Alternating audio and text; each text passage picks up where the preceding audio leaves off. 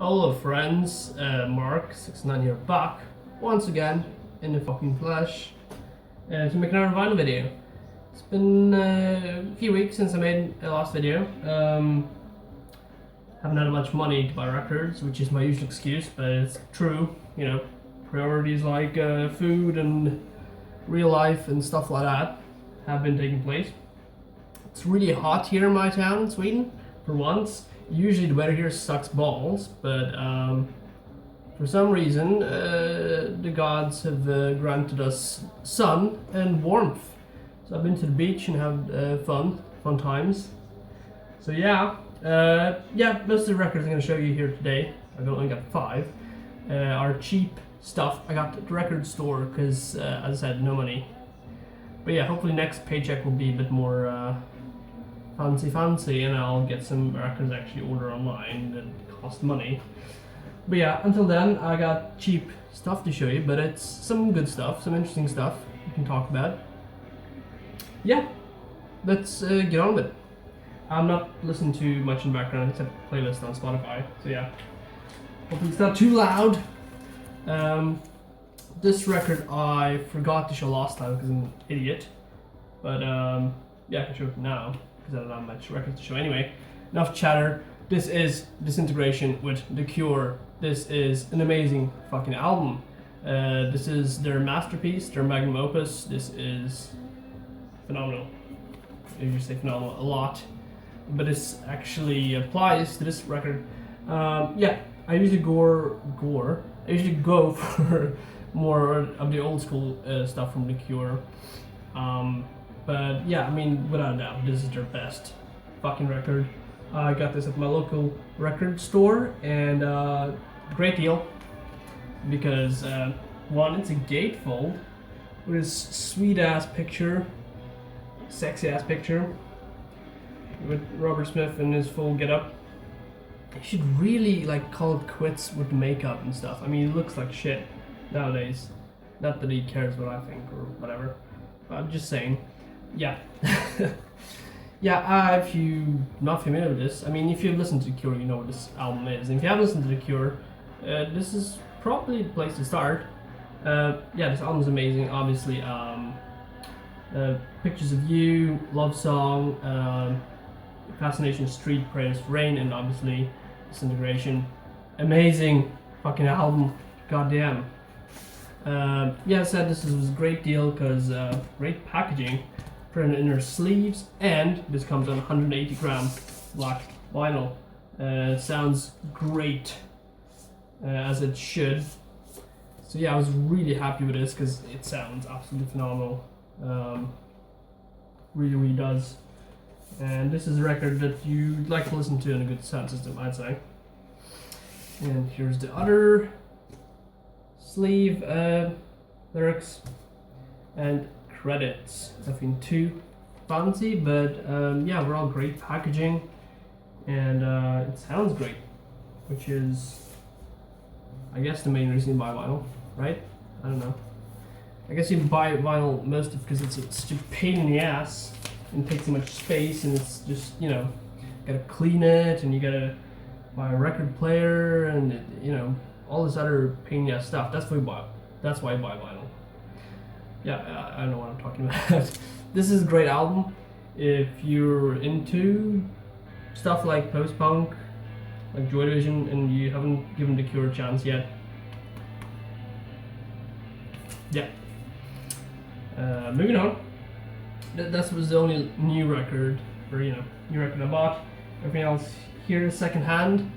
Some of it's quite beat up, like this album, which even though this is really beat up, the record itself sounds good. But yeah, this is really fucking beat up. This is Yes with Fragile. This is probably my favorite Yes album. Though I haven't really dug much deep into the discography to, I guess, have a real favorite album. This album is really good. We also dig the artwork. As you can see, it's really beat up. Here's the back. Yes is obviously a prog rock band from the 70s. And this fucking thing is falling apart. But yeah, it's a gatefold. If I see another copy of this, I'll probably pick it up because at least the record sounds fine, so I can just change out this half-broken piece of shit. There's a printed sleeve that's also falling apart, but it's cool. I really dig these old thingamajigs. And there's the old school Atlantic Records stamp, label, idiot.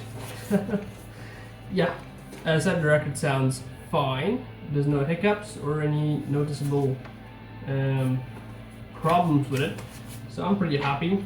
Yes, this is great if you're into prog rock, if you're into stuff like Jeffrey Tull and Rush, I guess. Not so much Pink Floyd. Yeah, love great bassy, weird, funky beats on here. Yeah, and I'd say this is a great place to start because this is the record I started with, and I really dig it. It's quite funky. It's quite obscure at times, but it's also quite catchy. Yeah, yes, with Fragile. Good stuff, my friends. Yeah, so yeah, I was on the lookout for this for quite a while. I finally got it. I'm still gonna be on the lookout for it because yeah, this is falling apart, but whatever. At least it sounds good. Yeah. While I was at the record store, I also picked up 2 Blondie albums. Can never really go wrong with Blondie. And yeah, this is Autoamerican by Blondie, obviously. This is probably my second favorite Blondie album. First one being Parallel Lines, and I haven't found that yet on the cheap.